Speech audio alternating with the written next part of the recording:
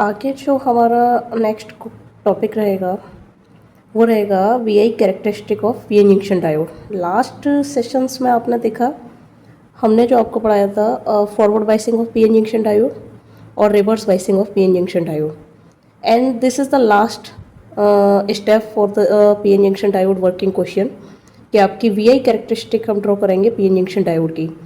देखिए, half characteristic आपकी forward में ड्रॉ होती है एंड हाफ आपका रिवर्स में, तो दोनों को कंबाइन करके हम full VI characteristic curve draw करेंगे। वी मतलब वोल्टेज, आई मतलब करंट। वोल्टेज और करंट के बीच खींचा गया ग्राफ, जैसा कि आपको ग्राफ में दिख रहा है। हमने इधर प्लस वी और इधर माइनस वी। प्लस वी मतलब forward voltage, minus V means reverse voltage, plus I forward current, minus I reverse current. तो देखिए, हमारा जो ग्राफ होगा फॉरवर्ड वाइज का वो तो फर्स्ट क्वाड्रेंट में ड्रॉ होगा, रिवर्स वाइज का थर्ड क्वाड्रेंट में, सेकंड और फोर्थ क्वाड्रेंट में आपका कुछ भी ड्रॉ नहीं रहेगा। तो टोटल जो वोल्टेज और करंट का ग्राफ है वो पहले और तीसरे क्वाड्रेंट में आपका ड्रॉ है। ठीक है, ये हमने यहाँ वोल्टेज है प्लस वी। जैसे आप इनिशियल आपका यहाँ पे जीरो होगा, यहाँ आपका जीरो होगा, शून्य से ये आपका इंक्रीज करेगा। ठीक है, धीरे धीरे बढ़ेगा। ये मैंने यहाँ दिखाया है नी वोल्टेज। नी मतलब घुटना, एक नी वोल्टेज।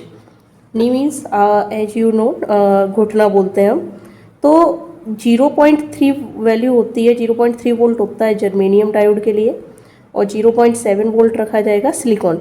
यानी एक नी वैल्यू दे दी हमने कि 0.3 जैसे ही हमारा सप्लाई वोल्टेज 0.3 के बराबर होगा, हमारी करंट जो है फॉरवर्ड बाइस में इंक्रीज कर जाएगी।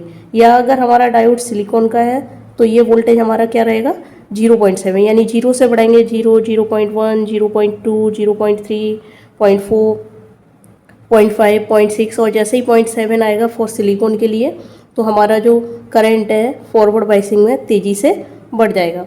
वैसे ही आपका रिवर्स वाइस में दिया गया है, ये रिवर्स वाइस करंट आपकी थर्ड क्वाड्रेंट में वेरी है। जो करंट इसमें बहती है उसे बोलते हैं लीकेज करंट, जो धारा इसमें बहती है उसे बोलते हैं लीकेज करंट। और जिस वोल्टेज पे ये करंट लीनियरली डिक्रीज करती है, आपके एक ब्रेकडाउन में जाती है, रिवर्स में बहती है, उस वोल्टेज को बोलते हैं हम रिवर्स ब्रेकडाउन वोल्टेज। ठीक है, देखिए आपको फॉरवर्ड बाइसिंग में बताया था कि आपका डायोड फॉरवर्ड बाइस कैसे होता है। जो डायोड है, डायोड का आपका पी सिरा बैटरी के पॉजिटिव से जोड़ दें और एन सिरा बैटरी के नेगेटिव से कनेक्ट कर दें तो आपका डायोड क्या हो जाता है फॉरवर्ड बाइस।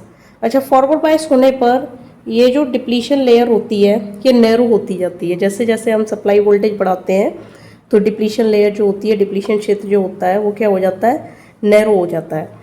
ठीक है, और ये जो वोल्टेज है यानी ये जो सप्लाई है हम तब तक लगाते रहते हैं, तब तक कब तक, जब तक कि ये नी वोल्टेज से अधिक ना हो जाए। नी वोल्टेज हमारा जर्मेनियम डायोड के लिए 0.3 है और सिलिकॉन के लिए कितना है 0.7। अब जब तक ये इससे अधिक नहीं होगा तब तक हमारी जो करंट है इसमें बहुत कम बहेगी और जैसे ही एक बार ये लिमिट क्रॉस कर जाएगी तो हमारी धारा बहुत तेज़ी से बढ़ जाएगी। जैसे हमने पीएन जंक्शन डायोड का जो ग्राफ ड्रॉ किया है उसमें जो वोल्टेज है वो तो एक्स एक्सिस पे दर्शाया है और जो करंट है वो वाई पे, यानी ये हमारा एक्स है, एक्स एक्सिस, और ये हमारा वाई एक्सिस। ठीक है, नेक्स्ट पॉइंट जो रहेगा आपका वो भी हमने फॉरवर्ड बाइसिंग के लिए देखा। नेक्स्ट पॉइंट, जैसे ही हम पी साइड को नेगेटिव टर्मिनल से, किससे, नेगेटिव टर्मिनल से जोड़ देंगे। किससे, नेगेटिव, किसके से, बैटरी के से। यानी अभी आपको संरचना बना के दिखाई थी, फिर से मैं बना देती हूँ। पी आपका और ये एन, और पी को बैटरी के नेगेटिव से जोड़ दो और एन को बैटरी के पॉजिटिव से।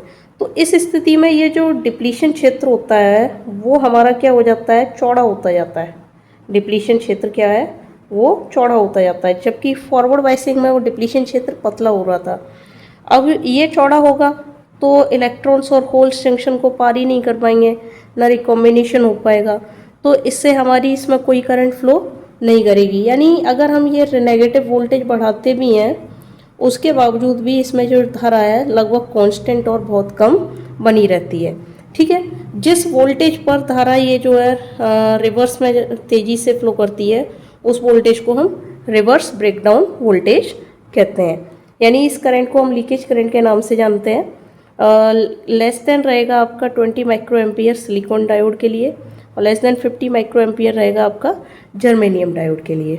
ठीक है, तो ये आपका VI कैरेक्टरिस्टिक ग्राफ हो जाता है पीएन जंक्शन डायोड का, और यहाँ इसकी फुल वर्किंग ख़त्म होती है। नेक्स्ट क्वेश्चन जो रहेगा आपका वो रहेगा आपका बीजेटी पे।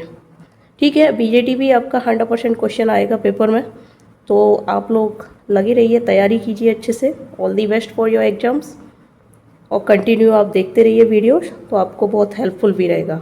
ठीक है, थैंक यू।